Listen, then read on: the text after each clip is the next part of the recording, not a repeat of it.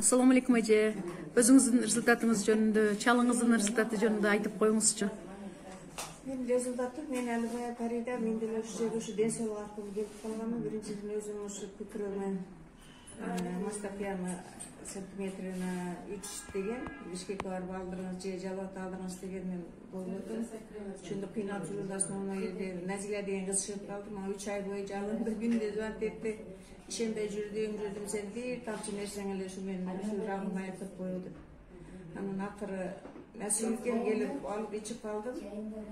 8 минут ичкен деген жөн менин оорум кете баштады. Көкүрөмдө шишине мындай колума урган безим колума ургунбай калды.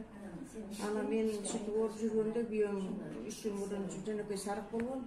А гепатит. Кийин онусу 3 жылдан кийин гепатит Б болуп кетти. Сразу баса комага түшүп калды. Сирез печень кылып. Экинчи группага сразу комада бир 6 күн жатты, анан чыкты.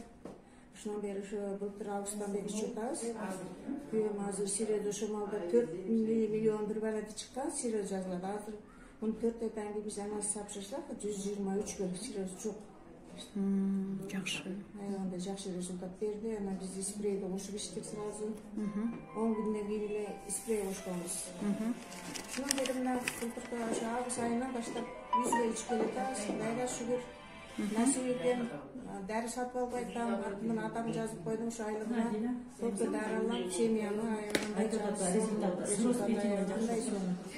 алыңыздар, ичиңиздер.